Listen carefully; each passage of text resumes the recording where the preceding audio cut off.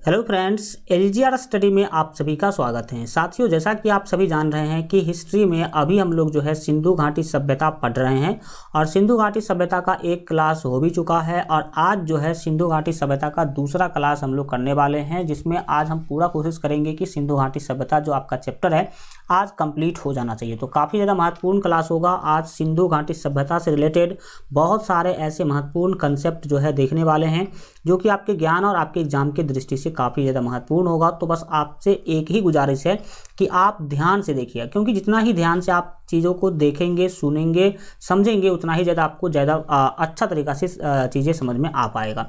ये सब चीज़ें हम लोग कल चर्चा कर चुके थे, ये सिंधु घाटी सभ्यता का, और ये डायग्राम के माध्यम से हमने आपको सारा का सारा चीज़ जो है बताया था। ये स्थल के बारे में सब जानकारी हम आप लोगों को कल के क्लास में दिए थे। जो लोग कल वाला क्लास नहीं देखे, मतलब पिछला क्लास नहीं देखे, तो आप जरूर देख लीजिएगा। यहाँ पर आप देख सकते हैं सिंधु घाटी जो सभ्यता है इसका खोज दयाराम साहनी ने किया था। इसके बारे में भी हम लोग देख चुके हैं और आज बढ़ेंगे इससे आगे। तो चलिए शुरू करते हैं और एक एक चीज़ों को क्या करेंगे हम लोग सीखने समझने की कोशिश करेंगे। सबसे फर्स्ट जो महत्वपूर्ण पॉइंट आज का है वो है, आपको पता होना चाहिए, जैसा कि हमने इसका चर्चा भी किया था, कि जो हड़प्पा सभ्यता है, कौन सा सभ्यता सर जी? हड़प्पा सभ्यता। हड़प्पा जो आपका स्थल है उसका खोज दयाराम साहनी ने किया था 1921 ईस्वी में। हड़प्पा का अगर खोज पूछा जाए कि किसने किया तो बताएंगे दयाराम साहनी ने किया। कब किया? तो 1921 ईस्वी में किया। अगर बात पूछे कि हड़प्पा है कहाँ, तो पंजाब प्रांत का मोंटगोमरी जिला जो कि पाकिस्तान के अंदर है, तो यहाँ पे है आपका हड़प्पा। ठीक है, और कल के क्लास में मैंने आपको फिगर में भी दिखाया था कि हाँ हड़प्पा आखिर कहाँ है। ठीक है, तो पंजाब प्रांत यानी कि आप राज्य कह सकते हैं, जिला मोंटगोमरी है और देश कहाँ है? पाकिस्तान के अंदर अभी हड़प्पा है। अभी भी वहाँ पे हड़प्पा का जो इमारत सब है, भवन सब है, ऐसा का ऐसा ही दिख रहा है। वहाँ पे टूरिस्ट आते हैं घूमने वाले और वहाँ पे घूम के जाते हैं और देखते हैं कि कैसा था पुराना जो सभ्यता है वो। तो ये आपने याद देखा। इसके बाद बढ़ते हैं आगे और अगला चीज़ आपको ध्यान रखना है कि मोहनजोदड़ो। भाई हड़प्पा के बाद अगर दूसरा स्थल है तो वो मोहनजोदड़ो है। मोहनजोदड़ो जो स्थल है आपको पता होना चाहिए कि इसका खोज जस्ट एक साल बाद, 1921 के जस्ट एक साल बाद 1922 में राखाल दास बनर्जी ने किया। ठीक है, तो यहाँ पर आप याद रखेंगे कि मोहनजोदड़ो जो आपका सभ्यता है, या फिर सीधा समझ लीजिए मोहनजोदड़ो जो स्थल है सिंधु घाटी सभ्यता का, उसका खोज जो है राखाल दास बनर्जी ने 1922 में किया। अब मोहनजोदड़ो है कहाँ? तो मोहनजोदड़ो भी पाकिस्तान के अंदर है, सिंध प्रांत में। ठीक है, और जिला का नाम है लरकाना जिला। किस जिला में? लरकाना जिला में। ये बात आप याद रखेंगे।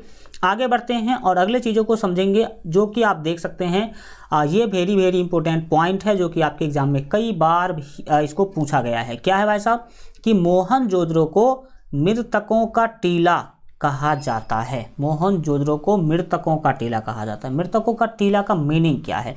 मतलब बहुत सारा यहाँ पर जो मृतकों के जो सारा है, आप ये समझ लो सारा कहो या समाधि कहो, यहाँ पर देखने को मिला है। मतलब ऐसा लगता है कि ज़्यादा लोग यहाँ पर क्या होते होंगे? मरते होंगे, और वहाँ पर ज़्यादा समाधि देखने को क्या हुआ है? मिला है। साधारण भाषा में बोले तो कब्र देखने को मिला है, अगर मुस्लिम के भाषा में बोले तो, और हिंदू में बोले तो ये सारा जो है समाधि देखने को ज़्यादा यहाँ पर मिला है। तो ये मृतकों का टीला इसीलिए हम इसको कहते हैं, ये खुदाई में पता चला है।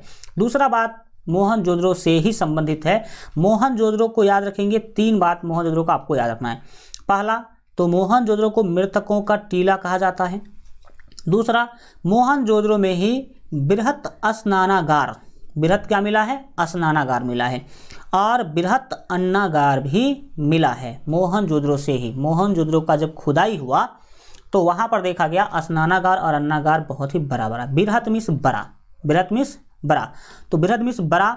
स्नानागार मतलब सीधा समझ लीजिए स्नान करने वाला जो आपका स्थल होता है वो, जैसे कि स्विमिंग पूल अभी के ज़माने में होता है, उस टाइम पर जो है पोखरी यानी कि तालाब जैसा कुछ क्या किया जाता था, बनाया जाता था। और मोहनजोदड़ो में जो स्नानागार है वो तालाब जैसा है, बहुत ही बड़ा है। उसके चारों तरफ जो है पक्की हुई ईंट से, आपको पता होना चाहिए कि उसको सीमेंटेड किया गया, सीढ़ी बनी हुई है। तो स्विमिंग पूल आप कह सकते हैं आज के शब्दों में स्नानागार को। ठीक है, और दूसरा है अन्नागार। अन्नागार मतलब अन्न रखने वाला घर, अन्न मतलब अनाज, अनाज मतलब समझते हैं दाल चावल गेहूं रखने वाला घर, और वो भी बहुत ही बड़ा सा घर क्या हुआ है देखने को मिला है, कहाँ पर, मोहनजोदड़ो में। जैसा कि आप जानते होंगे हमारे बिहार के अंदर भी एक जो है अन्नागार है जिसको कहते हैं गोल घर। किसको क्या कहते हैं? इसको गोल घर कहते हैं। गोल घर क्या भाई? अन्न रखने वाला ही क्या है? घर था वो। इसमें अन्न यानी कि अनाज रखा जाता था। तो मोहनजोदड़ो से 3 बातें आप याद रखेंगे। कौन कौन सी बातें हैं? पहला बातें तो आप देख सकते हैं कि बृहत अन्नागार यानी कि बहुत ही बड़ा आप अनाज रखने वाला घर कह सकते हैं। बड़ा आपको जो स्नान करने वाला स्थल होता है, तालाब बोल लो या फिर अपने आज के शब्दों में स्विमिंग पूल बोल लो, वो है। और तीसरा मृतकों की टीला कहा जाता है। ठीक है, तो ये आप याद रखेंगे। इसको याद रखने का छोटा सा ट्रिक भी हम आपको बता देते हैं। क्या है वो ट्रिक? ट्रिक सीधा सा है, याद रखिएगा। जहाँ मोहन रहेगा तो मोहन कहाँ रहेगा? मोहनजोदड़ो में रहेगा। मोहन नाम का लड़का है कोई, मान लीजिए मोहन नाम का क्या है? लड़का है। तो मोहन नाम का लड़का मतलब मोहन मतलब आदमी, जहाँ मोहन रहेगा वही क्या करेगा? स्नान करेगा, और वहीं अपने खाने के लिए जो अनाज है इकट्ठा करके रखेगा, तो वहाँ पर अन्नागार बनेगा। और जब मोहन मर जाएगा तो वहाँ पर मृतकों का टीला बन जाएगा।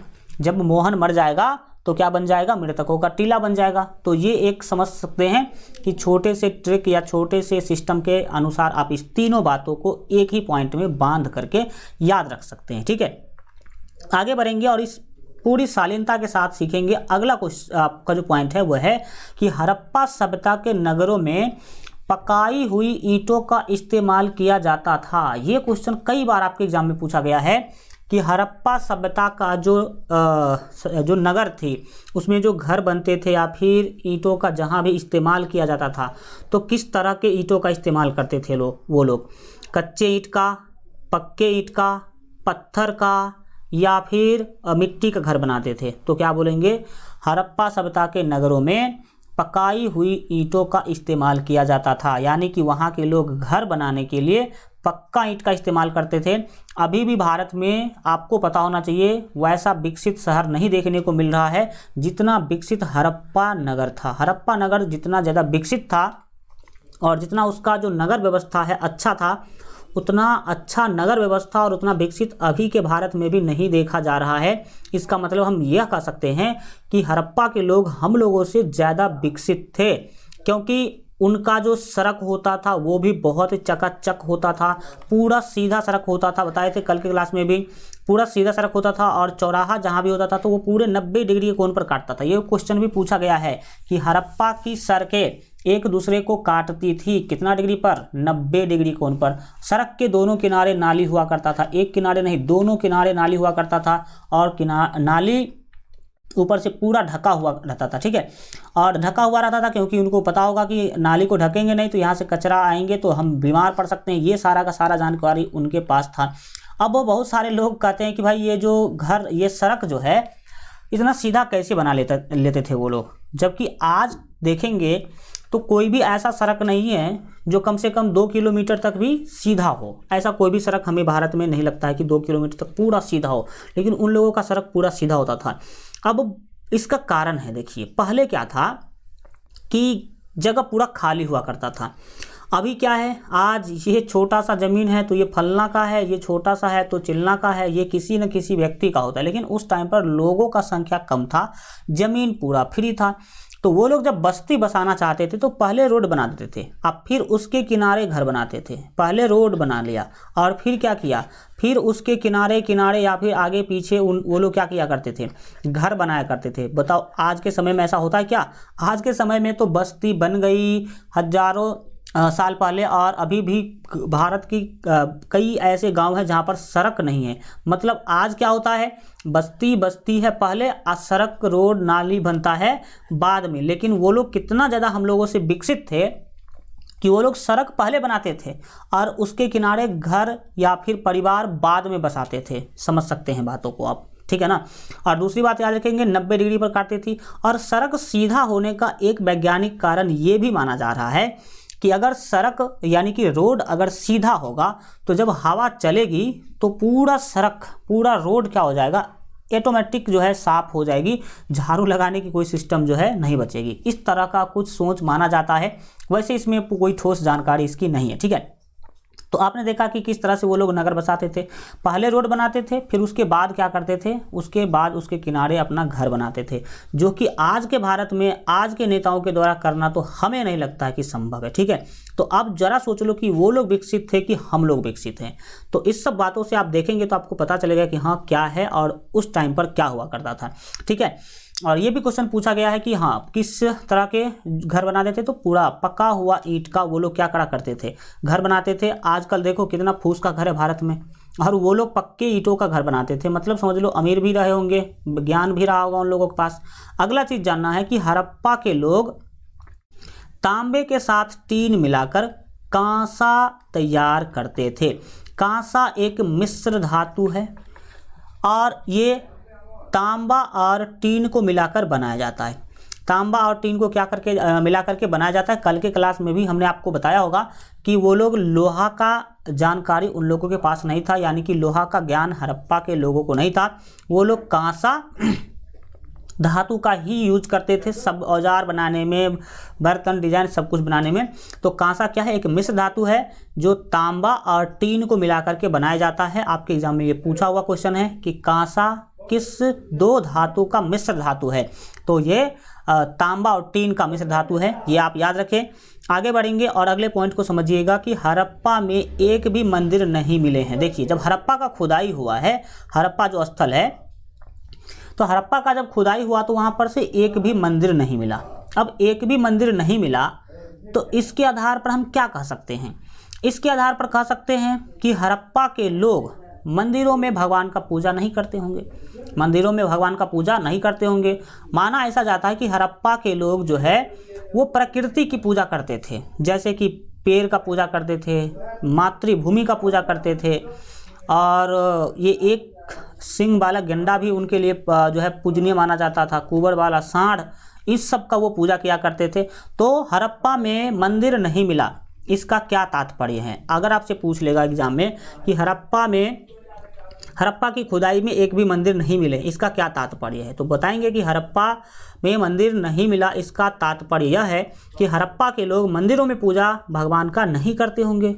अगला आप समझिए जो आगे की चीज़ें हैं वो है कि मोहनजोदड़ो को सिंध का ये खालिस्तान भी बोला जाता था। क्या बोला जाता था, ये खालिस्तान नहीं होगा, नखलिस्तान होगा। कुछ इस तरह से आप क्या करेंगे, समझने की इसको क्या करेंगे, कोशिश करेंगे। ठीक है, क्या बोलेंगे, नखलिस्तान। यहाँ पे हल्का टाइपिंग मिस्टेक है तो आप समझ लेना, हल्का इसको हटा देते हैं। सिंध का कौन चीज़, तो नखलिस्तान, ऐसे बताएंगे, नखलिस्तान। सिंध का क्या था, ये नखलिस्तान था। इसको हम क्या करते हैं, अलग से यहाँ लिख देते हैं ताकि आपको कोई दिक्कत जो है नहीं आना चाहिए। देखिए एक मिनट को इसको हटा दो क्योंकि शब्द गलत होंगे तो फिर दिक्कत आएगा। यहाँ पर हमने देखा है ये क्या है, तो नखलिस्तान है। ठीक है, नखलिस्तान याद रखेंगे। तो याद रखेंगे कि भाई मोहनजोदड़ो को, किसको, मोहनजोदड़ो को सिंध का, सिंध मतलब सिंधु घाटी सभ्यता का, सिंध का नखलिस्तान भी कहा जाता था। सिंध का नखलिस्तान भी कहा जाता था। क्यों भाई, देखिए मोहनजोदड़ो अगर देखेंगे आप उस साइड, तो सिंध नदी के किनारे का जो जितना भी इलाका है वो जनरली बालू वाला इलाका। कैसा वाला इलाका है, बालू वाला इलाका। ठीक है, मतलब वहाँ पर खेती की ज़्यादा संभावनाएं नहीं है, पेड़ पौधे लगाने की ज़्यादा संभावनाएं नहीं है। पंजाब भी देखेंगे तो जो पंजाब पाकिस्तान के पास है या हमारे पास भी जो भी पंजाब है वो कैसा है, उसमें जलोढ़ मिट्टी थोड़ी ना है, उसमें है क्या चीज़, तो उसमें बालू वाला ही ज़्यादातर क्या है, मिट्टी पाई जाती है। तो नखलिस्तान का मतलब क्या होता है, नखलिस्तान का मतलब होता है कि मरुस्थल में वह स्थान जहाँ जो है वनस्पति उगने की सुविधाएं जो है अनुकूल हो। मतलब क्या, मरुस्थल मतलब जहाँ पर वनस्पति यानी कि पेड़ पौधे नहीं हो सकते हैं। लेकिन कई जगह पे देखा गया है कि मरुस्थल में भी कुछ ऐसे स्थान होते हैं जहाँ पर पेड़ पौधों के उगने के लिए पर्याप्त अनुकूल स्थिति होते हैं। मतलब वहाँ पर हल्का पानी का भी व्यवस्था होता होगा। तो मरुस्थल का वह स्थान जहाँ पेड़ पौधे उग सकते हैं उसे नखलिस्तान बोलते हैं। ठीक है, तो मोहनजोदड़ो को सिंध का नखलिस्तान भी कहा जाता है। ये आप क्या करेंगे, याद रखेंगे। अगला चीज़ है आपके सामने और इसको समझने की कोशिश करेंगे कि लोथल लोथल के बारे में चर्चा किए थे। लोथल सिंधु घाटी सभ्यता की एक स्थल है, यानी कि बस्ती है या गांव है, समझ सकते हैं। लोथल और कालीबंगा में आपको पता होना चाहिए कि अग्निकुंड प्राप्त हुए। भाई देखो, आपने यहाँ पर देखा कि हड़प्पा में मंदिर नहीं मिले हैं, लेकिन लोथल और कालीबंगा में अग्निकुंड प्राप्त हुए हैं। यानी कि अग्निकुंड जानते हैं ना, जब होम करते हैं हम, ओम भूर्भुवः स्वाहा स्वाहा, ये सब मतलब जब किसी भी होम जाप जानते होंगे ना, यज्ञ जिसको कहते हैं भाई साहब, यज्ञ। तो यज्ञ करने के लिए हम क्या करते हैं, होम का ये करते हैं, मतलब आयोजन करते हैं। होम में क्या होता है, आग जलाया जाता है, उसमें धूप दीप पता नहीं कुछ अलग अलग प्रकार की लकड़ियाँ डाल करके और मंत्र पढ़ा जाता है, और ओम स्वाहा स्वाहा करके कुछ ऐसे। तो अग्नि कुंड का मतलब है होम करने के लिए जो कुंड बनाते हैं आग लगाने के लिए, वो वाला कुंड मिला। यानी कि दो जगह से, लोथल से और कालीबंगा से अग्नि कुंड प्राप्त हुआ है। इसका मतलब ये पता चलता है कि वहाँ के लोग होम यानी कि यज्ञ करते होंगे, यज्ञ करेंगे तभी तो होम होगा और होम में अग्नि कुंड बनाई जाएगी। तो ये बात आप याद रखेंगे, क्योंकि आपसे पूछा जा सकता है कि अग्नि कुंड कहाँ से प्राप्त हुआ है, अग्नि कुंड कहाँ के खुदाई में मिला है, तो आप ये बताएंगे। और जब कहाँ मिला है, कोई खो गया था नहीं, खुदाई हुआ तो अंदर में देखा गया कि ओ यहाँ पर तो अग्नि कुंड बना हुआ है, यहाँ पर तो स्नानागार बना हुआ है, यहाँ पर तो समझ लीजिए अन्नागार बना हुआ है, ऐसा आप याद रखेंगे। ठीक है, अगला लोथल के बारे में है कि लोथल सिंधु सभ्यता का प्रसिद्ध बंदरगाह था, जो वर्तमान में गुजरात राज्य में है। तो याद रखेंगे, लोथल क्या था, बंदरगाह था। सिंधु सभ्यता का क्या था, बंदरगाह था। याद रखिएगा, बंदरगाह को गोदी भी कहा जाता है। क्या कहा जाता है, गोदी। तो इसके बारे में हम आगे बात करते हैं। लोथल जो है सिंधु सभ्यता का क्या था, प्रसिद्ध बंदरगाह था, जो अभी कहाँ पर है भाई, जो लोथल वाला स्थल है कहाँ था, गुजरात में था। हम आपको कल नक्शा में दिखाए भी थे। दूसरी बातें हैं, आगे चलते हैं और आगे की चीज़ों को क्या करते हैं समझते हैं। यहाँ से क्वेश्चन कैसे पूछेगा कि निम्नलिखित में से कौन सिंधु सभ्यता का बंदरगाह था। बंदरगाह जानते हैं ना, जहाँ पर पानी की जहाज़ें आकर के रुकती है या फिर वहाँ से जाती हैं, तो उसी को ही बंदरगाह कहते हैं। तो लोथल के बारे में समझ में आ गया आप लोगों को कि ये बंदरगाह था। अगला चीज़ हम समझने वाले हैं जो कि काफ़ी महत्वपूर्ण है कि सिंधु वासियों ने सबसे पहले कपास की खेती की थी। अगर पूछे कि इस दुनिया में सबसे पहले कपास का खेती किसने किया, तो बोलेंगे सिंधु वासियों ने, यानी सिंधु सभ्यता के लोगों ने ही सबसे पहले कपास की खेती जो है करी थी। यही कारण है कि कपास को सिंडोन भी कहते हैं। क्या कहते हैं, सिंडोन। सिंडोन मतलब जो सिंधु के लोगों के द्वारा उत्पादन करना शुरू किया गया, उसी को सिंडोन कहा गया। ठीक है, तो आपसे पूछा जा सकता है कि सिंडोन क्यों कहते हैं, क्योंकि सबसे पहले सिंधु के लोगों ने ही, सिंधु वासियों ने ही कपास की खेती करना शुरू करी। कपास याद रखिएगा, कपास नहीं जानते हैं क्या, कपास जिससे ऊन बनता है भाई, कपास एक बार सर्च मार लेना, वो ये आपके जो बनते हैं सूती कपड़े, ठीक है ना, वही। तो सिंधु वासियों ने सर्वप्रथम कपास की खेती की थी, इसी कारण से कपास को सिंडोन भी कहते हैं। अगर बात करें कि अभी सबसे ज़्यादा कपास किस राज्य में होती है, तो याद रखिएगा कपास अभी सबसे ज़्यादा महाराष्ट्र। कहाँ, महाराष्ट्र राज्य अभी भारत में कपास के उत्पादन में सबसे आगे हैं। दूसरी बात आप यहाँ से याद रख सकते हैं कि कपास की खेती काली मिट्टी में होती है। किस मिट्टी में, कपास की खेती काली मिट्टी में होती है, और काली मिट्टी को ही हम लोग रेगुर मिट्टी भी कहते हैं, यानी कि रेगुर मृदा भी कहते हैं। तो ये सब चीज़ें भी आप याद रखिएगा, बीच बीच में जो अगर लिखा रहे हैं, बोल रहे हैं, तो आप उसको नोट कर लीजिएगा तो ज़्यादा ही बेहतर होगा। ठीक है, तो क्या आपने समझा कि कपास सबसे ज़्यादा अभी महाराष्ट्र में उगाई जा रही है, काली मिट्टी में इसका खेती होता है। काली मिट्टी को ही हम रेगुर मृदा भी यानी कि रेगुर मिट्टी भी कहते हैं। आगे की चीज़ों को समझिए। गोदी अभी जस्ट बताए हैं, गोदी का मतलब होता है बंदरगाह, और सिंधु सभ्यता का बंदरगाह कौन था, लोथल। सिंधु सभ्यता का बंदरगाह कौन था, लोथल था। ये आप याद रखेंगे। अब हम लोग सिंधु के बारे में समझने वाले हैं, इसका चौहद्दी, यानी कि सिंधु का सबसे पूर्व में कौन था, सबसे पश्चिम में कौन था, सबसे उत्तर में कौन था और सबसे दक्षिण में कौन था। तो आप समझना, आप शुरू कीजिए। हमने देखो डायग्राम बना लिया इस तरह से, आप जानते हैं कि कौन था क्या था। सबसे पहले हड़प्पा सभ्यता जो है, हड़प्पा सभ्यता बोलिए या सिंधु सभ्यता बोलिए, दोनों तो बात बराबर ही। हमने आपको बताया था कि एक ही चीज़ों को दो नाम से यहाँ पर जाना जा रहा है, दो क्या तीन चार नाम भी हम आपको बताए थे। तो हड़प्पा सभ्यता में आपको पता है, हड़प्पा के सबसे उत्तर में, देखिए ऊपर होता है उत्तर, तो सबसे उत्तर में कौन है, मांदा है, जो कि कहाँ पर है, जम्मू कश्मीर में। अब तो उसको जम्मू कश्मीर नहीं बोलते हैं, लेकिन आपके एनसीईआरटी में भी जम्मू कश्मीर ही लिखा है, तो आपको वही मान के भी चलना है। ठीक है, तो हड़प्पा सभ्यता के सबसे उत्तर में कौन है, मांदा स्थल था जो कि जम्मू कश्मीर राज्य में पहले पड़ता था। इसके बाद है आलमगीरपुर। आलमगीरपुर हड़प्पा सभ्यता के सबसे, अगर इधर जो है दाहिने में आपका हो जाता है पूरब, ठीक है, तो ये कौन हो जाएंगे भाई, तो ये हो जाएंगे आलमगीरपुर। इसके बाद उत्तर के जस्ट पीछे दक्षिण, दक्षिण में कौन है, दियामाबाद। तो द से दक्षिण, द से दियामाबाद। और दियामाबाद किस राज्य में है, महाराष्ट्र में है। दियामाबाद किस राज्य में है, महाराष्ट्र में है। और उसके बाद आता है आपका सुतकांगोडोर, और जो कि पाकिस्तान में है। पी के मतलब पाकिस्तान। ओके, याद रहेगा। तो आपने हड़प्पा सभ्यता का चौहद्दी देख लिया, उत्तर में कौन है, दक्षिण में कौन है, पूरब में कौन है और पश्चिम में कौन है। इसके बाद समझिए कि सिंधु सभ्यता की लिपि भाव चित्रात्मक थी।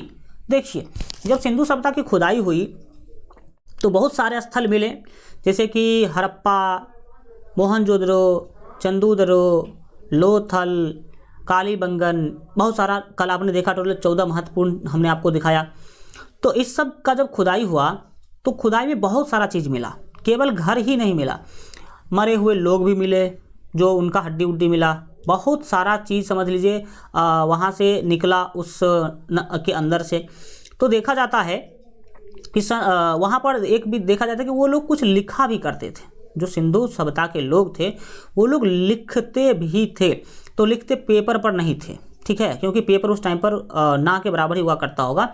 वो लोग जैसे कांसा था ना, तो कांसा के प्लेट पर लिखा करते थे, या फिर मिट्टी के बर्तन जो है, मिट्टी के बर्तन पर कुछ कुछ लिखा करते थे। लेकिन उन लोगों का लिखावट चित्र के रूप में होता था। किसके रूप में होता था, चित्र के रूप में होता था, जिसको आज तक किसी ने नहीं पढ़ पाया है कि इस चित्र का मतलब क्या है।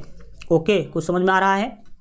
जैसे कि मान लीजिए ये कांसा का सीट है, कांसा का ये क्या है, सीट है, और इस सीट पर वो लोग चित्र के रूप में, किसके रूप में, चित्र के रूप में वो लोग जो है लिखने का काम करता था कुछ इस तरह से। मतलब समझ लो कुछ फिगर वगैरह बना करके लिखते थे। अब फिगर से हो सकता है कि वो लोग कुछ भाव को व्यक्त करना चाहते हो, क्योंकि वहाँ पर से जो बर्तन मिले हैं ना, बर्तन, तो बर्तन पर नाव का फिगर वो लोग बना के रखे थे। बर्तन जैसे कि मान लीजिए कि कोई प्लेट है, तो प्लेट है तो वो मिट्टी का प्लेट था या फिर कांसा का था, तो वहाँ पर देखा गया है कि वो लोग उस पर नाव का चित्र बनाए हुए हैं। किसका चित्र बनाए हुए हैं, नाव का चित्र बनाए हुए हैं। तो नाव के चित्र से क्या पता चलता है कि वो लोग नाव का ज्ञान रखते होंगे, नाव बनाते होंगे, और वो लोग नाव को ज़्यादा ही पसंद करते होंगे, चाहते होंगे, इसीलिए वो लोग अपने जो है फिगर या अपने चीज़ों पर नाव का पिक्चर बना कर रखते थे। तो हड़प्पा के लोग भी अपने बर्तनों पर, जैसे अभी के लोग, बहुत सारे लोग हैं तो ये बर्तन वर्तन पर लिखवा के रखते हैं, जानते होंगे आप लोग। तो अपने बर्तन हो या फिर मिट्टी के जो बर्तन हैं उस सब पर वो लिखवा के रखते थे कुछ कुछ, लेकिन वो किसके रूप में लिखा हुआ है, चित्र के रूप में लिखा हुआ है। इसीलिए उसको, जैसे हमारा जो हिंदी लिपि है इसका नाम है देवनागरी, अंग्रेजी हम लोग पढ़ते हैं, इंग्लिश पढ़ते हैं, उसका नाम है रोमन। लेकिन हड़प्पा के लोगों का जो लिपि था उसको भाव चित्रात्मक लिपि कहते हैं, और इस लिपि को आज तक किसी के द्वारा नहीं पढ़ा गया है। आगे समझिएगा, पूछेगा आपसे कि हड़प्पा की लिपि क्या थी, देवनागरी, रोमन, भाव चित्रात्मक। तो क्या बताएंगे आप लोग, भाव चित्रात्मक बताएंगे, ठीक है। अगले, सिंधुवासी लोहे से जो है अपरिचित थे। ये तो सर हम पहले ही आपको बता दिए थे कि सिंधुवासी जो थे, सिंधु के रहने वाले जो लोग थे, वो लोहा से क्या थे, अपरिचित थे, यानी कि लोहा के बारे में उनको जानकारी नहीं था।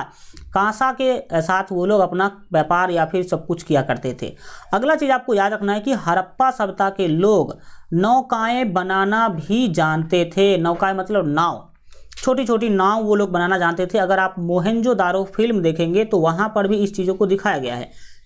देखेंगे कि वहाँ वो लोग, बाढ़ जब आ जाती है तो लोग जो है भागने के लिए नाव बनाते हैं, और नाव का कई जगह पे फिगर भी देखने को मिला है। जब खुदाई हुआ तो उसमें देखने को मिला है कि फिगर, नाव, वो लोग कई जगहों पे नाव का चित्र बना के रखे हैं। तो इस सब से पता चलता है कि हड़प्पा के लोग नाव भी क्या करते थे, बनाते थे। और जो व्यक्ति नाव बनाएगा वो डूबने से तो बचना जानता ही होगा, समझ सकते हैं। जो नाव बनाएगा इसका मतलब वो डूबने से बचना जानता है। कितना भी बड़ा बाढ़ आ जाता है, तो मान लो कितना भी बड़ा भयानक बाढ़ आ गया, तो क्या गांव के सभी लोग मर जाएंगे, और उसमें भी वो लोग जो नाव बनाना जानते हैं वो तो नहीं ही मरेंगे, ठीक है। अगला चीज़ याद रखेंगे कि हड़प्पा सभ्यता की सर्वोत्तम कलाकृतियाँ उसकी मुहर है। मुहर मतलब मोहर, स्टाम्प का देना, मोहर ठप्पा जो मारने की काम करते हैं आप। ऐसा देखा गया कि खुदाई के उपरांत जितनी भी चीज़ें मिली हैं उसमें सबसे अगर सर्वोत्तम चीज़ें इतिहासकारों को लगा तो वो मोहर लगा। क्या लगा? मोहर। भाई अब हड़प्पा के लोग मोहर क्या करते होंगे? जैसे हम लोग आप मार देते हैं मोहर, हाँ ये मोहर, जैसे हमने कल दिखाया था कि यहाँ पर हमारे एलजीआर स्टडी का भी मोहर लगा हुआ है, दिखा देते हैं आपको आपके ये जो सीट हैं, क्योंकि चीज़ें देखेंगे तब आपको ज़्यादा क्या होगा समझ में आएगा। जैसे कि आप यहाँ पर देख सकते हैं कि यहाँ पर आपका क्या है, एलजीआर स्टडी का मोहर लगा हुआ, इसी मोहर का मैं बात कर रहा हूँ। तो ऐसा मोहर तो उन लोगों का नहीं था, लेकिन वो लोग भी मोहर का यूज करते थे, अलग अलग तरीके से क्या करते थे यूज करके। देख सकते हैं इसमें लिखा भी गया है 2014 में इसका स्थापना हुआ था अपने आपके संस्था का, एलजीआर स्टडी का। तो ये सब भी चीज़ें उसमें कुछ दिखाया गया है, लेकिन उन लोगों का मोहर कैसा होता था उसके बारे में हम बात करते हैं। यहाँ पर देखिए वो लोग मोहर के बारे में जानकारी रखते थे, इसका क्या तात्पर्य है वो सब अभी क्या करेंगे आप देखेंगे तो समझने सीखने की क्या कीजिए। अभी जहाँ तक हम लोग थे वहाँ पर पहुँचते हैं बहुत जल्द से जल्द, क्योंकि ये चीज़ों को दिखा दिखा करके आपको बताया जाए तो ज़्यादा ही बेहतर होता। देखिए तो वो लोग मोहर बनाते थे। अब बात उठता है कि आखिर मोहर का क्या जरूरी था उन लोगों को। तो याद रखिएगा हड़प्पा के लोग व्यापार भी करते थे, ठीक है, व्यापार भी करते थे। व्यापार जानते हैं ना, बिजनेस। कैसा बिजनेस? छोटा मोटा बिजनेस नहीं, वो लोग एक सभ्यता से दूसरे सभ्यता भेजते थे सामानें, ठीक है। तो मान लो कि अगर हड़प्पा के लोग अगर मोहनजोदड़ो कुछ सामान भेज रहे हैं, मोहनजोदड़ो की कंपनी को कुछ बेच रहे हैं, तो जैसे कि अभी भी पार्सल का सिस्टम है ना, तो माना जाता है कि उस टाइम पर भी पार्सल का सिस्टम रहता होगा। तो मान लीजिए कि यहाँ की कोई कंपनी, ठीक है, सामान पैक करके भेजेगी यहाँ के किसी दूसरे सभ्यता के कंपनी को, ठीक है। तो सामान पैक करके यहाँ से ये क्या करेगी, भेजेगी। अब यहाँ आएगा तो कैसे पता चलेगा कि ये किसने भेजा है? तो ये मोहर मार देते थे इस सामान पर, अपने कंपनी का मोहर मार देते थे, और जिस कंपनी में पहुँचाना है उस कंपनी का भी मोहर इस सामान पर क्या करते थे, वो मार देते थे। इससे पता चलता था कि ओहो यहाँ से आया है और इस कंपनी को जाना है या इस व्यक्ति तक इस सामान को पहुंचना है, तो ऐसा माना जाता है। वैसे तो इसका कुछ लिखित जानकारी नहीं है, जैसा कि हमने आपको बताया पहले। तो ये आपने देखा मोहर के बारे में याद रखेंगे। और अगला चीज़ें जो है हम 1 मिनट में समझाते हैं, क्योंकि इसको मिटाना जरूरी है। 1 मिनट रुक जाओ, 1 मिनट रुको। देखिए अब क्या था क्या नहीं था। तो अरे भाई 1 मिनट। तो मोहर आपने देख लिया।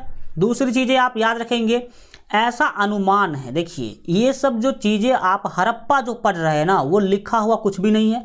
हड़प्पा का इतिहास पूरा अनुमान पर आधारित है। किस पर? अनुमान कह लीजिए या साक्ष्य कह लीजिए। क्या कह लीजिए? साक्ष्य कह लीजिए। जैसे क्या साक्ष्य है सर? जैसे अभी आपने जस्ट देखा है कि मंदिर नहीं मिला मोहनजोदड़ो से, हड़प्पा की खुदाई में मंदिर नहीं मिला। अब मंदिर नहीं मिला तो हमने क्या बोल दिया कि हड़प्पा के लोग पूजा नहीं करते होंगे मंदिर में। लेकिन मान लो कि आगे के टाइम पर अगर और खुदाई किया गया, अभी पूरा 100% खुदाई हुआ भी नहीं है, 100% खुदाई हुआ भी नहीं है। मान लीजिए कि आगे आने वाले समय में खुदाई हो गया 100% और उसमें मंदिर मिल गया, तो आपका इतिहास बदल जाएगा। आप जो अभी बोल रहे हैं कि हड़प्पा में मंदिर नहीं मिला और इसका मतलब ये है कि हड़प्पा के लोग पूजा नहीं करते थे, तो अगर आगे जाकर के खुदाई और किया गया और अगर मंदिर मिला तो फिर आपका इतिहास क्या हो जाएगा, कुछ चेंज हो जाएगा और उसमें जोर दिया जाएगा कि वो हड़प्पा में मंदिर भी मिला है। तो हड़प्पा का इतिहास लिखा हुआ नहीं है, इसीलिए 100% फिक्स नहीं है। ये साक्ष्य के आधार पर है, अनुमान के आधार पर है। किसके आधार पर? अनुमान के आधार पर। साक्ष्य कह लो, और साक्ष्य के अनुसार हम कुछ अनुमान लगाते हैं कि हाँ अगर यहाँ पर मंदिर नहीं है तो पूजा नहीं करते होंगे। साक्ष्य क्या है? साक्ष्य है मंदिर का न मिलना, और अनुमान क्या है? अब मंदिर नहीं मिल रहा तो हम अनुमान लगा रहे हैं कि वो लोग मंदिर में पूजा नहीं करते होंगे, प्रकृति की पूजा करते होंगे। तो यही बातें हैं, याद रखेंगे। ऐसा अनुमान है कि स्वस्तिक चिन्ह हड़प्पा की ही देन है। हमारे इतिहासकार अनुमान लगाते हैं कि स्वस्तिक चिन्ह जो है वो हड़प्पा के लोगों ने ही दिया था या फिर हड़प्पा के लोगों ने ही बनाया होगा। अब स्वस्तिक चिन्ह क्या है ये ही कई लोगों को पता नहीं होगा कि स्वस्तिक चिन्ह क्या होता है। आप लोगों ने स्वस्तिक चिन्ह के बारे में जाना है कभी या नहीं जाना है? अपने दिल पर हाथ रख के बताइए कि हाँ आप इससे पहले स्वस्तिक चिन्ह आप देखे हैं कि नहीं देखे हैं। अगर देखे हैं तो बहुत अच्छा बात, नहीं देखे हैं तो अभी देखिए। स्वस्तिक चिन्ह किसे कहते हैं याद रखिएगा। आप लोग जनरली जो है कुछ शुभ कार्य में ये चिन्ह बनाते होंगे, ये वाला चिन्ह, यही चिन्ह कहलाता है स्वस्तिक चिन्ह। मैं अच्छा बना पाऊंगा कि नहीं इसकी गारंटी नहीं है, लेकिन स्वस्तिक चिन्ह ही बनाऊंगा इसकी गारंटी है। यही चिन्ह है भाई साहब स्वस्तिक चिन्ह, याद रहेगा, बोलो यस सर। ये तो देखे हैं लेकिन हमें पता नहीं था कि इसी को स्वस्तिक चिन्ह कहते हैं, नहीं पता था कि इसी को स्वस्तिक चिन्ह कहते हैं, तो आज से याद रखिएगा, ठीक है। तो ये वाला जो चिन्ह है, हमारे इतिहासकार अनुमान लगाते हैं कि स्वस्तिक चिन्ह हड़प्पा के लोगों का ही देन हो सकता है, यानी कि वो लोग ही बनाते होंगे स्वस्तिक चिन्ह या इसका यूज करते होंगे। और दूसरी बात आपने पढ़ा होगा अगर विश्व इतिहास, तो उसमें आपको जानकारी भी मिला होगा कि हिटलर जो था उसके पार्टी का नाम था नाजी पार्टी। क्या नाम था? नाजी पार्टी था। हिटलर के पार्टी का नाम क्या था? Nazi party. और उसके पार्टी का जो चुनाव चिन्ह था ना, वो स्वस्तिक चिन्ह ही था। याद है कि नहीं याद है बताओ? कई बार क्वेश्चन विश्व इतिहास में आपने अगर पढ़ा होगा तो देखा होगा कि पूछा गया है कि नाजी पार्टी का चुनाव चिन्ह क्या था, तो स्वस्तिक चिन्ह। नाजी पार्टी का चुनाव चिन्ह क्या था? स्वस्तिक चिन्ह था। तो स्वस्तिक चिन्ह के बारे में आपने जान लिया और आगे बढ़ते हैं अब। और अगला चीज़ है कि सिंधु सभ्यता की सड़कें एक दूसरे को लगभग समकोण में काटती थी। समकोण में काटती थी मतलब एक सड़क ऐसा और एक सड़क ऐसा, दोनों के बीच में 90 डिग्री का कोण बनना चाहिए। ऐसा आप चीज़ें क्या करेंगे, याद रखेंगे। तो सिंधु सभ्यता की जो सड़कें थी एक दूसरे को समकोण में काटती थी, ये आपने देख लिया क्यों काटती थी, ऐसा आपको कारण आगे बताया भी गया है। आज़ादी के बाद सिंधु सभ्यता के सबसे ज़्यादा स्थल गुजरात में खोजे गए हैं, जो कि टोटल 6 थे कि 5 थे। 5 की 6 हमने आपको बताया था कल, और ये कल हमने आपको बताया भी था कि अगर क्वेश्चन पूछे कि सिंधु सभ्यता की सबसे ज़्यादा स्थल किस राज्य में है या किस राज्य में खोजी गई है, तो आप क्या बताएंगे? गुजरात में। याद रहेगा इतना चीज़ें। आगे बढ़िए और आगे हड़प्पा के बारे में कुछ जानिए।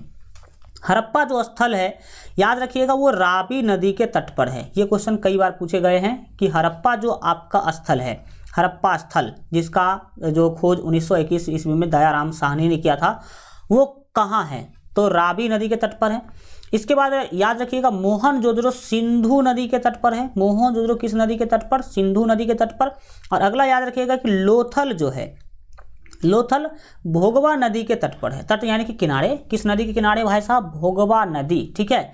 अगला चीज आप समझिए हड़प्पा से संबंधित कि सिंधुवासी भवन निर्माण में पत्थर का प्रयोग नहीं करते थे। तो किसका प्रयोग करते थे? पके हुए ईंटों का प्रयोग करते थे।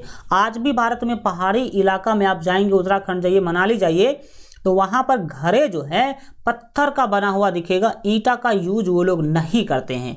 लेकिन सिंधु घाटी सभ्यता के लोग पके हुए ईंटों का यूज करते थे, पत्थर का यूज नहीं करते थे। ये याद रखिएगा। बहुत बार लोग सोच लेते हैं कि उतना पुराना चीज़ है तो पत्थर का यूज करता होगा, लेकिन ऐसी बातें नहीं है। अगला, सिंधुवासी कुएं का निर्माण लगभग प्रत्येक घरों में करते थे। देखिए अब घर का चर्चा हो रहा है तो मैं कर ही देता हूँ। वो लोग पहले सड़क बनाते थे, सड़क बनाने के बाद वो लोग क्या करते थे? घर बनाते थे। और याद रखिएगा प्रत्येक घर में लगभग सभी घर में पानी के लिए वो लोग कुआं बनवाते थे। क्या बनवाते थे? कुआं बनवाते थे। और घर कैसा होता था? देखिएगा घर कैसा होता था। वो लोग घर पहले सड़क बनाया, फिर उसके किनारे वो बाउंड्री करते थे। क्या करते थे? बाउंड्री। और बाउंड्री भी कैसे करते थे? सो देखिएगा जनरली ऐसा बाउंड्री हुआ करता था उस लोगों का। पहले बाउंड्री किया, पहले क्या किया? वो लोग बाउंड्री किया। अब बाउंड्री करने के बाद घर बनाते थे। अब इसमें वो क्या करेंगे? अपना बिल्डिंग बनाएंगे, जो भी बनाएंगे। मान लो यहाँ पर एक घर बना लिए, इस तरह से समझ लो, इस तरह से वो लोग क्या किया करते थे? घर बनाया करते थे। और यहाँ पर मान लीजिए कि कुआं है, यहाँ पर क्या है? कुआं है। और कुआं पूरा अच्छा तरीका से ऊपर से ढका हुआ करता था। अब एक चीज़ आप देख रहे हैं कि सड़क इधर है, ये जो लोग हैं वो गेट इधर छोड़े हुए हैं। भाई यही बहुत बड़ी बात है, ठीक है। हम लोग जनरली घर बनाते हैं तो क्या करते हैं? बाउंड्री का जो गेट है एकदम सड़क के किनारे देते हैं, ऐसे देते हैं बाउंड्री का गेट। बोलो आप लोग में से भी जिनका भी घर होगा सड़क के किनारे, तो ऐसा ही होगा जनरली, हमें जहाँ तक पता चल रहा ऐसा होगा। गेट यहाँ होगा, ठीक है। और यहाँ से जस्ट आप लोग रोड पे आ जाते होंगे। लेकिन सिंधु घाटी के जो लोग थे वो लोग इधर गेट नहीं छोड़ते थे, जस्ट उस साइड छोड़ते थे। और कुछ इधर से आने का रास्ता हुआ करता था, ठीक है। इधर से वो लोग रोड पर आते थे। इसका क्या कारण हो सकता है? सबसे पहली बातें हैं कि प्रत्येक घर में कुआं बनवाते थे। इसका मतलब है कि बहुत विकसित लोग थे। आज भी गांव जाइएगा, छोटे छोटे गांव में, तो प्रत्येक घर में चापाकल नहीं है। एक चापाकल में 5 परिवार 10 परिवार काम निकालते हैं। आज भी अभी भी कुछ ऐसे गांव है जहां पर आपको पता होना चाहिए ये सब चीज़ समस्या है, लेकिन वहाँ के लोग प्रत्येक घर में क्या करते थे, कुआं बनवाते थे। दूसरा बात, कोई भी घर बिना बाउंड्री का नहीं हुआ करता था। अभी भी हमारे यहाँ देखिए कई गांव में कि बाउंड्री नाम का कोई चीज़ ही नहीं होता है, लेकिन वो लोग बाउंड्री जरूर बनाते थे। बाउंड्री यानी कि इसको कहते हैं किलाबंदी, ठीक है, बाउंड्री करते थे। और दूसरी बात, गेट रखते थे जस्ट अपोजिट, रोड के जस्ट अपोजिट। इसका कारण क्या है, ये वाला जो घर है, जो अभी हम लोगों का घर है, इसमें इधर की ओर गेट देने का खराबी क्या है कि मान लीजिए घर में कोई बच्चा है, ये मान लीजिए घर में कोई क्या है, बच्चा है, तो अगर गेट इधर की ओर होगा तो बच्चा क्या करेगा, दौड़ जाएगा डायरेक्ट रोड पे, ठीक है, और एक्सीडेंट हो सकता है। लेकिन वो लोग इधर देते थे ताकि जब तक बच्चा निकलेगा तब तक उसकी मम्मी आएगी और पकड़ के अंदर लेके चली जाएगी। कुछ ऐसा सोच था उन लोगों का, समझ सकते हैं। तो ऐसा नगर व्यवस्था था उन लोगों का। ये सब चीज़ें आपने देख ही लिया, आगे बढ़ते हैं और आगे की चीज़ों को समझिए, एकदम पॉइंट बाय पॉइंट चीज़ों को समझेंगे। अगला है कि तौलने की इकाई संभवतः 16 के अनुपात में थी। 16 के अनुपात में आपने सुना होगा आना, क्या सुना होगा, आना। इसमें क्या सुना होगा, 16 आना, 8 आना, 4 आना, ये सब सुना होगा, ठीक है। 16 आना को एक भरी कहते हैं हम लोग। जैसे आपने सुना होगा कि एक भरी है ना, आधा भरी को 8 आना कहते हैं। जैसे आप लोग सुनते हैं एक भरी सोना, ठीक है, 8 आना सोना, 4 आना सोना। तो 16 के अनुपात में वो लोग क्या करते थे, मापने तौलने की जो है वो सिस्टम बनाए हुए थे। दूसरा चीज़ें हैं कि काफ़ी महत्वपूर्ण है, इसको तो समझ ही लीजिए। C14 पद्धति का प्रयोग तिथि निर्धारण में किया जाता है। इसके अनुसार सिंधु सभ्यता का काल 2350 ईसा पूर्व से 1750 ईसा पूर्व माना जाता है। क्या समझा आपने, क्या समझा, ये इधर कर दो तो ज़्यादा ही अच्छा होगा, ठीक है। समझा आपने, हमने कल बताया था कि 2350 से 1750 सिंधु का जो है सिंधु सभ्यता का काल माना जाता है। तो 2350 से 1750 कैसे मुझे पता चला, तो जब हड़प्पा का खुदाई किया गया तो वहाँ पर जो सबसे पुराना वस्तु मिला वो माना जाता है कि 2350 का है, और सबसे नया जो चीज़ें मिला वो 1750 का है। तो इसमें कह सकते हैं कि जो पुराना है वहाँ से शुरू हुआ होगा, जो नया है वहाँ तक आकर के सभ्यता ही खत्म हो गई होगी। तो ये C14 पद्धति क्या है सर पहले ये बताइए। C14 पद्धति वह पद्धति है, इसमें क्या किया जाता है, आपको पता होना चाहिए कि दुनिया के सभी चीज़ों में कार्बन होते ही होते हैं। दुनिया के सभी चीज़ों में कार्बन होते ही होते हैं, और कार्बन का मुख्य रूप से, कार्बन का कौन सा रूप, 14वां रूप, कार्बन का 14 रूप यानी कि C14 जो है मुख्य रूप से होते हैं। अब सभी चीज़ों में कार्बन है। मान लीजिए कि हड़प्पा की खुदाई से आपको हड्डी मिला, या फिर हड़प्पा की खुदाई से आपको मान लीजिए कि कोई जो है कह लीजिए कि लकड़ी का कोई पदार्थ मिला, या ये जो आपके कांसा है उसका कोई पदार्थ मिला, तो उसमें कार्बन तो होगा ही होगा। जो अपरूप है कार्बन के 14वां अपरूप है वो रहेगा। तो वैज्ञानिक क्या करते हैं, लैब के अंदर ले जाते हैं, और अगर कोई मान लीजिए कि हड्डी मिला, तो इस हड्डी में जो कार्बन है उस कार्बन का उम्र पता करते हैं कि आखिर ये कार्बन कितना पुराना है, ठीक है। और पता चला कि ओहो, इस हड्डी में जो कार्बन है ना वो तो 4000 साल पुराना है। तो उसी के अनुमान से पता किया जाता है कि ओ ये इतना साल पुराना हड्डी है। तो इसी आधार पर तो C14 पद्धति क्या है, C14 पद्धति वह पद्धति है जिस पद्धति के द्वारा हम जीवाश्म का आयु ज्ञात करते हैं। जीवाश्म यानी कि जीवों के अवशेष का आयु क्या करते हैं, ज्ञात करते हैं। अगला चीज, कालीबंगा को काली चूड़ी, कालीबंगा काली चूड़ी मतलब याद रखिएगा, कालीबंगा जो है काली चूड़ी के लिए फेमस है। कालीबंगा कहाँ के लिए फेमस है, कालीबंगा काली चूड़ी के लिए प्रसिद्ध है, ठीक है। अगला आप याद रखिएगा कि धौलावीरा भारत में सबसे बड़ा हड़प्पा कालीन स्थल है। जैसे कि अभी अगर पूछे कि भारत का सबसे बड़ा राज्य कौन है, तो क्या बताएंगे आप, भारत का सबसे बड़ा राज्य जनसंख्या के आधार पर या क्षेत्रफल के आधार पर देखा जाए तो क्षेत्रफल के आधार पर है राजस्थान, और जनसंख्या के आधार पर देखा जाए तो यूपी है।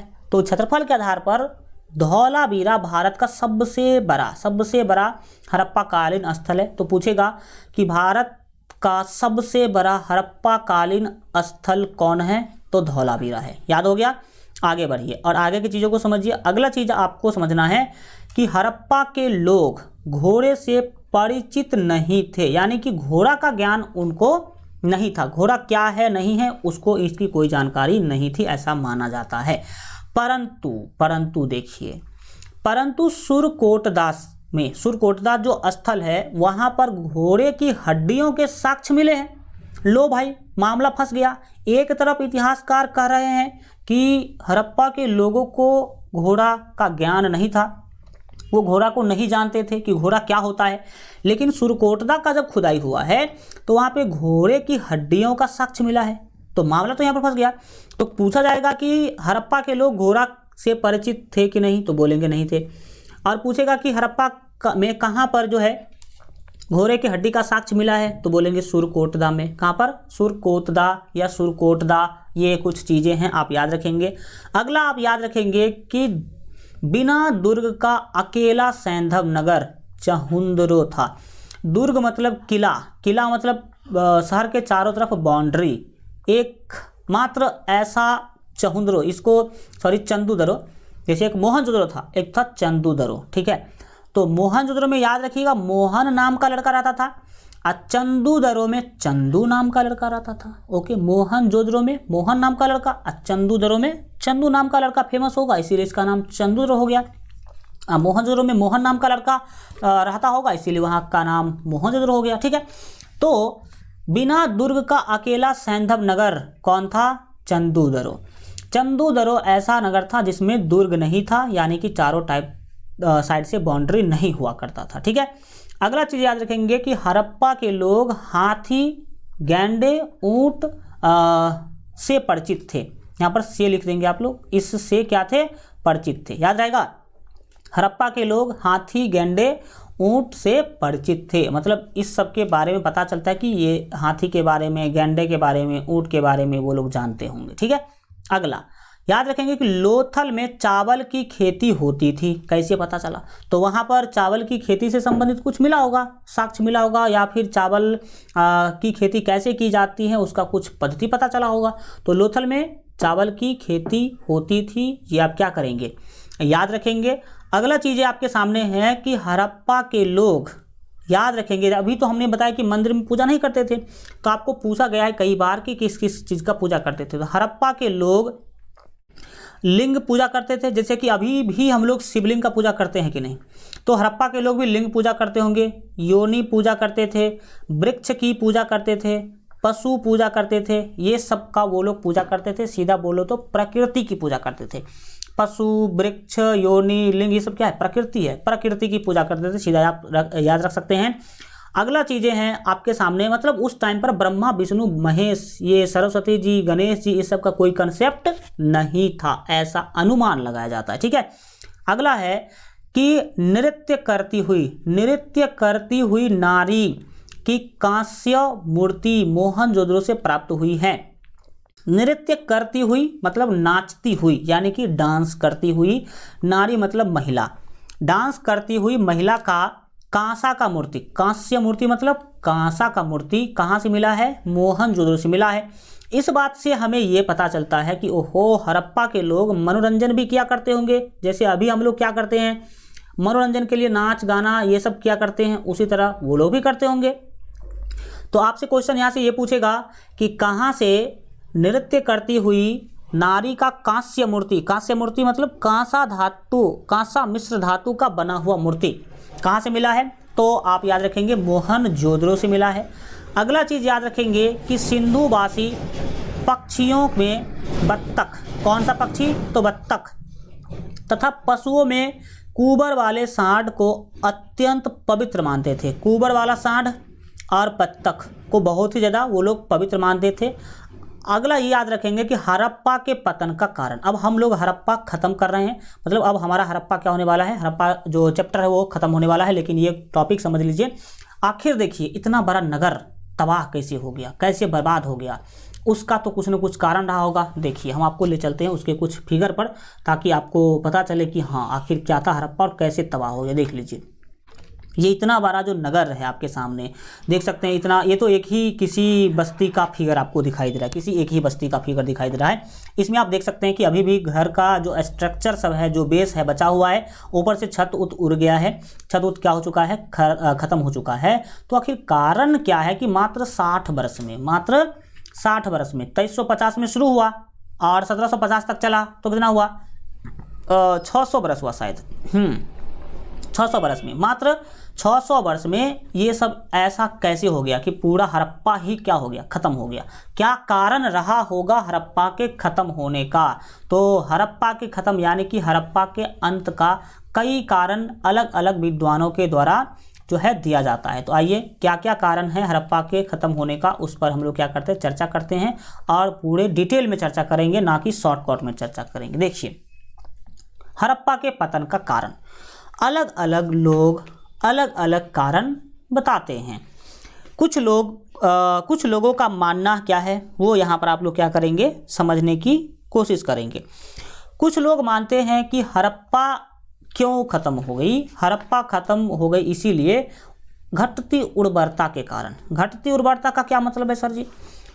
कुछ लोगों का कहना है कि हड़प्पा जहाँ पर बसा हुआ था, जिस क्षेत्र में, वहाँ पर जमीन का उर्वरता खत्म हो गई। उर्वरता मतलब, उर्वरता खत्म होने का मतलब जमीन में खेती करने का शक्ति नहीं रह गया, खेती करने का शक्ति नहीं रह गया, और जिसके कारण खेती हो नहीं पाया और वो लोग भूख से क्या हो गए होंगे, सबके सब मर गए होंगे। भाई चलो, एक कारण तो ये बताया जा रहा है। दूसरा, बाढ़ को बताया जा रहा है कि मान लो कि भयानक बाढ़ आई होगी, क्योंकि वहाँ पर नदी भी है, सिंधु नदी है और 4-5 नदियाँ और वहाँ पर है। तो दूसरा, कुछ लोग बताते हैं, देखिए इसका कोई लिखा हुआ प्रमाण है नहीं, तो अनुमान के आधार पर बताते हैं ये लोग। किसके आधार पर? अनुमान के आधार पर कि हाँ ऐसा हुआ होगा। तो कुछ लोगों का कहना है कि बाढ़ आया होगा, बहुत भयानक बाढ़ आया होगा, और बाढ़ आने के बाद पूरा हड़प्पा के लोग क्या हो गए होंगे, दह गए होंगे, बाढ़ में धंस गए होंगे। चलो भाई, मान लेते हैं इनको भी। तीसरा क्या है, आर्यों का आक्रमण। आर्यों का आक्रमण, ये आर्य कौन है भाई साहब?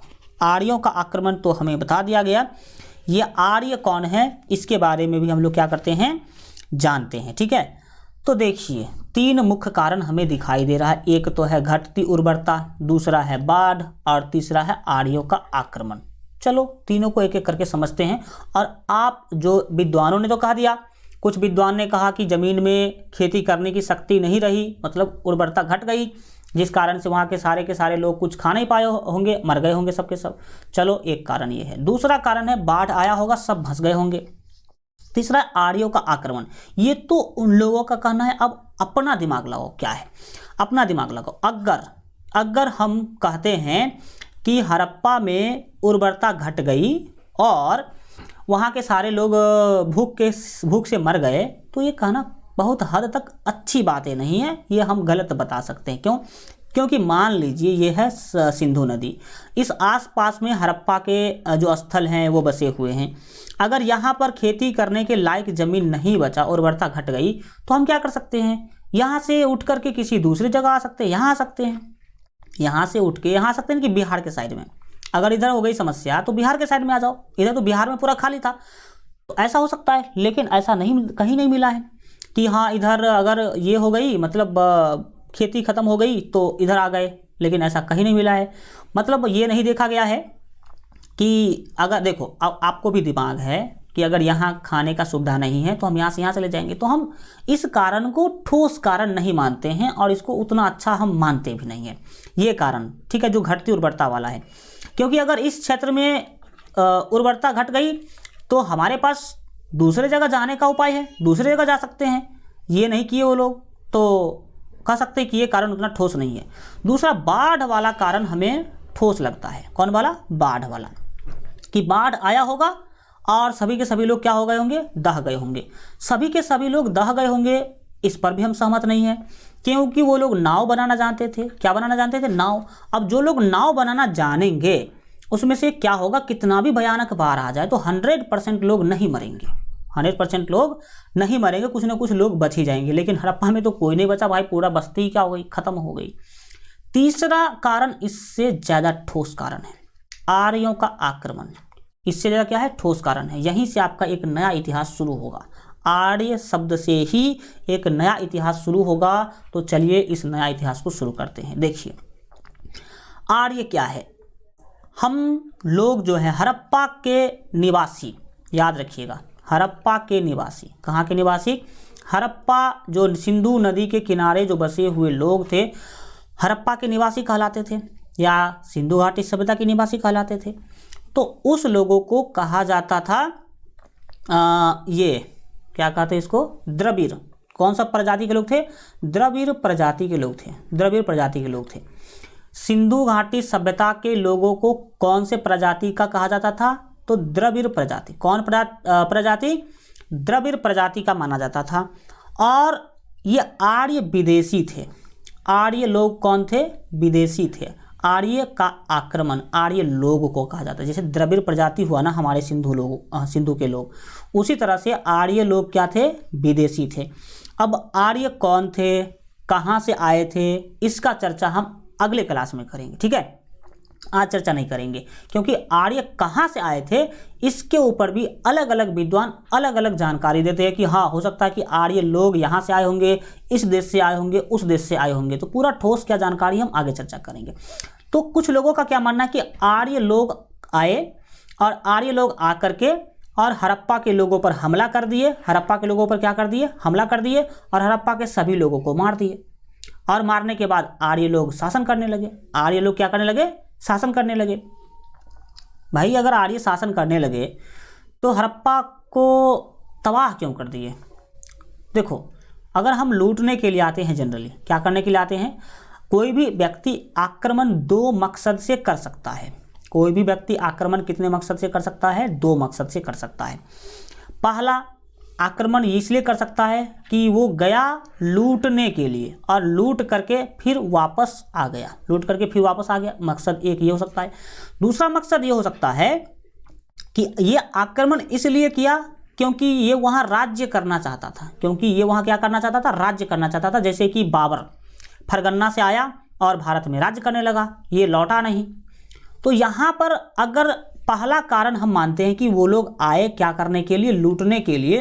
तो जो व्यक्ति लूटने के लिए आएगा तो लूट के जाएगा, फिर सभी लोगों को मार क्यों देगा? भाई यहाँ पर जितने लोग रह रहे हैं सभी को क्यों मार देगा? तो एक कारण तो ये यहाँ पे फेल हो रहा है। दूसरा कारण हो सकता है कि ये लोग अगर शासन करने के लिए आएगा तो शासन करने के लिए आएगा तो जितने भी लोग हैं उसको या तो अपने अंदर कर लेगा या नहीं तो जो बातों को नहीं मानेगा उसको मार देगा। तो कुछ लोग बात मान भी लेंगे, ठीक है, कुछ लोग बात मान लेंगे और कुछ लोग बात मान लेंगे तो क्या होगा, फिर ये लोग यहाँ पर शासन करने लगेंगे। शासन करने लगेंगे तो वो बस्ती एकदम चमचमाता रहेगा, बना रहेगा, लेकिन बस्ती का तो हो गया अंत। तो तीनों कारण हमने आपको बताया, तीनों कारण में कितनी सच्चाई है वो बताया।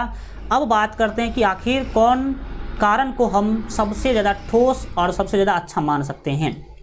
तो देखिए, आप अगर मोहनजोदारो फिल्म देखेंगे तो उसमें भी हड़प्पा के पतन का कारण बाढ़ बताया गया है। उसमें भी दिखाया गया है कि बाढ़ आई, हड़प्पा के सारे लोग फंस गए, कुछ लोग बच भी गए, कुछ लोग बच गए नाव पर चढ़ उड़ के, कुछ लोग क्या हो गए, बच गए और वो जंगल में रहने लगे। कहाँ रहने लगे?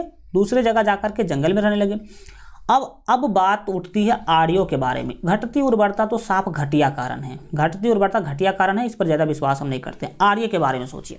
आर्य के बारे में मैं आपको और कुछ बताना चाहता हूँ, उसको समझिएगा।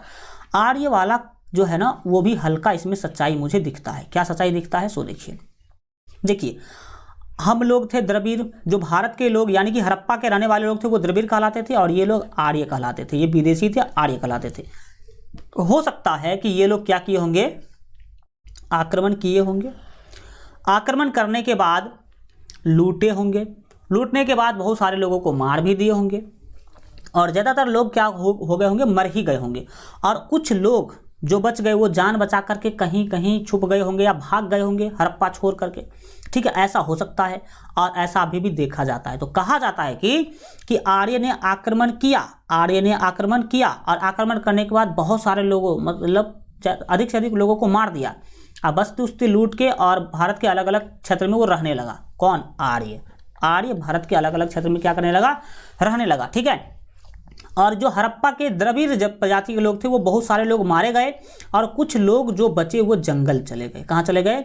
वो जंगल चले गए। और भारत में जो मुख्य रूप से रहने लगे वो आर्य लोग रहने लगे। कौन रहने लगे? आर्य लोग रहने लगे। और ये आर्य और द्रविड़ का कंसेप्ट अभी भी है। कैसे है सर जी?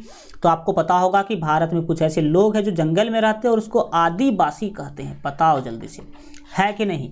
अभी भी भारत में कुछ ऐसे लोग हैं जो जंगल में रहते हैं और उसको आदिवासी कहते हैं, और हम लोग रहते हैं पूरे इधर शहर में, गांव में, और हम लोगों को आर्य कहा जाता है। याद रखिएगा। तो हमारे इतिहासकारों का कहना है कि जो जंगल में रहने वाले लोग हैं वो हो सकते हैं कि हड़प्पा के ही लोग हो, जिसको आर्य लोगों के द्वारा भगा दिया गया था, या फिर आर्य के मार के डर से वो लोग क्या हो गए होंगे?